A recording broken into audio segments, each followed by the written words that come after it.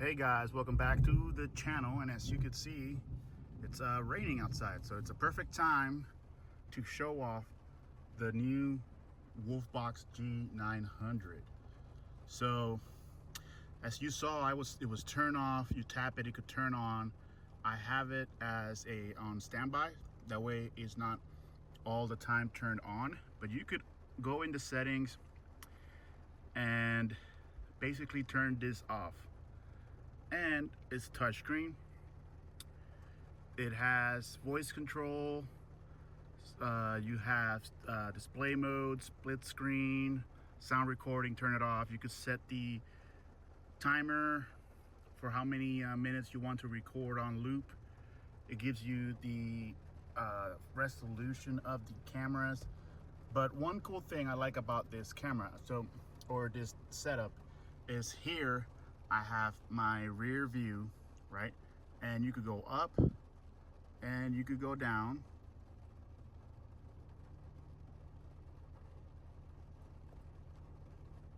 And right now, do you see anything in front of the car?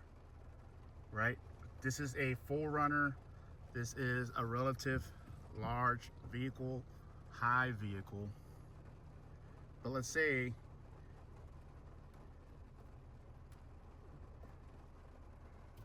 the way I have the camera set up, I could see that there's a dog in front. Let's move back a little bit so you can see the whole dog. And tell me, can you see it right there? No, but you can see it right here.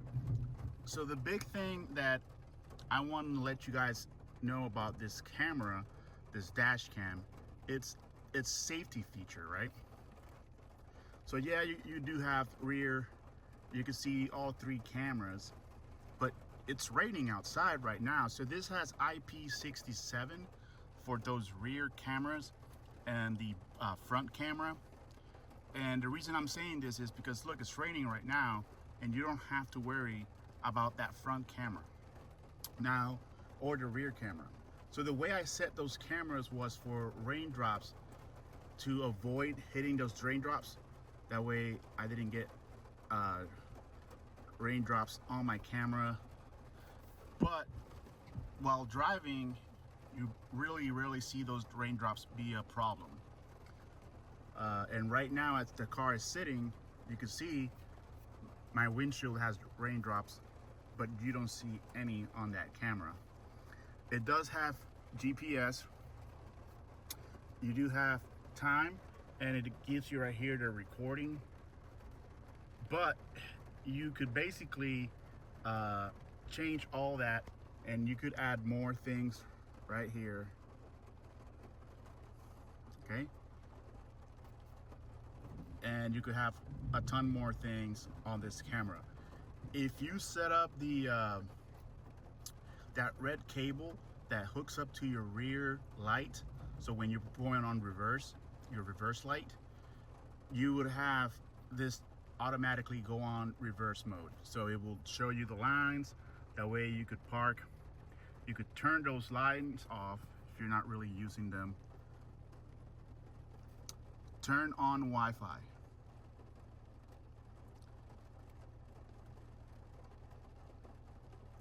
Then turn it back off. Show front camera. Show rear camera. Take picture.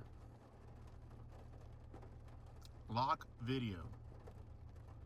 Oh wait, it's lock the video. And as you can see, it's locking the video right there. So I think those features right there are pretty cool. Let me see if you don't have to press that. Show front camera. Woo!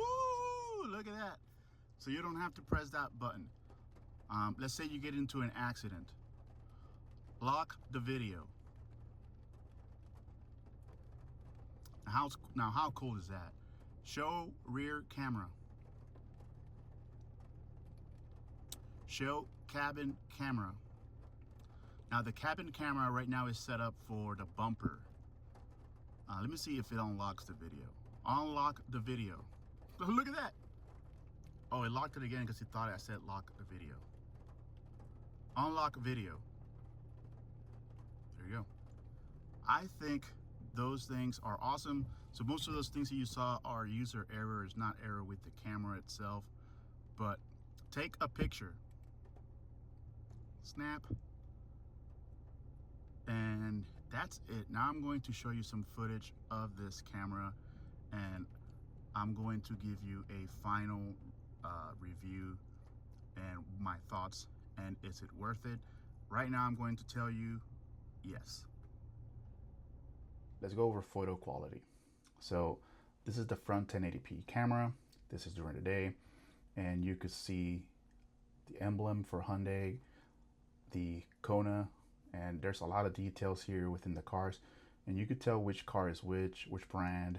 You have the speed, GPS, Wolfbox branding, the camera, date and time stamped right here on the left corner. And this is good if you want to have a front-facing dash camera, or my bad, a front-facing bumper camera.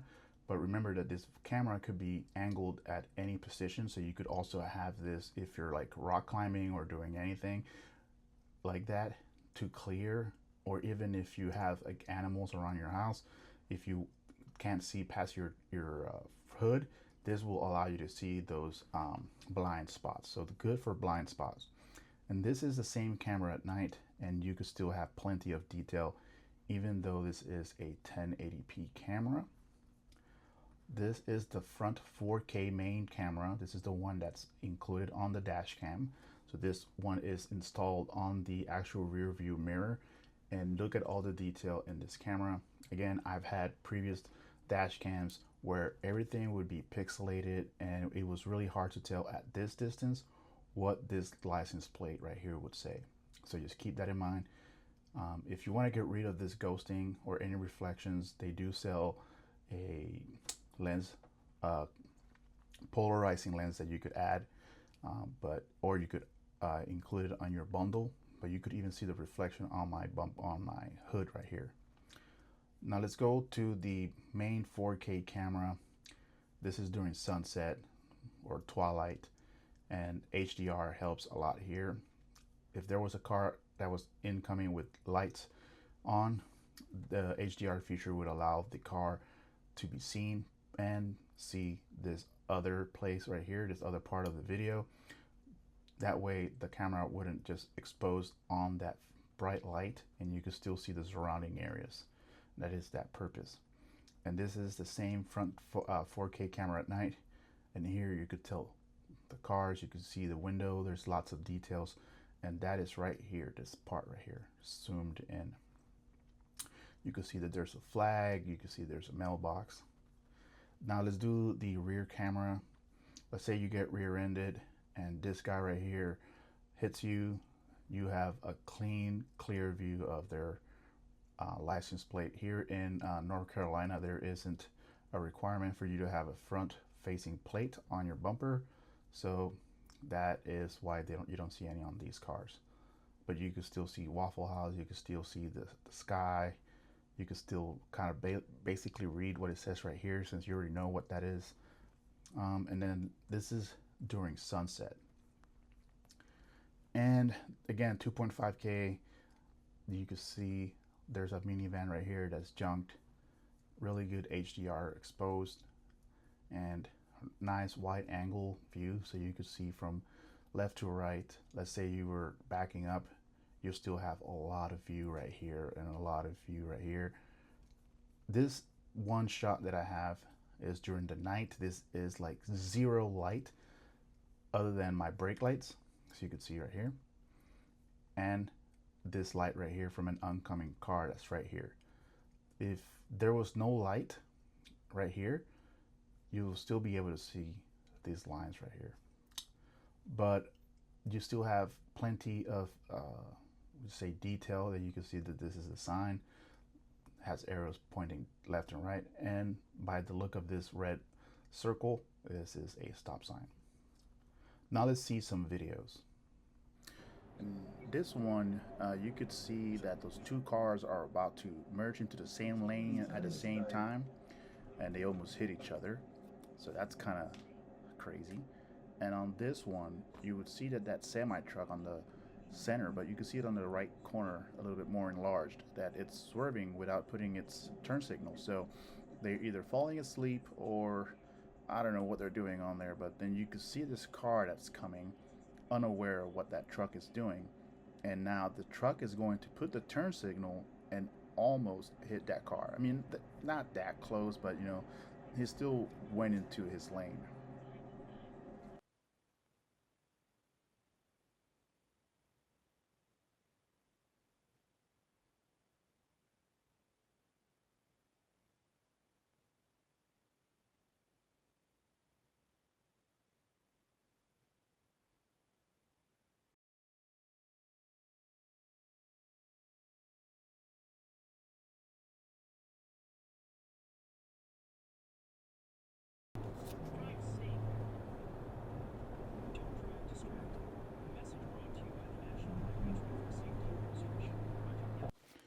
So I've been using this camera for 1 week, and I haven't really found any flaws for this camera.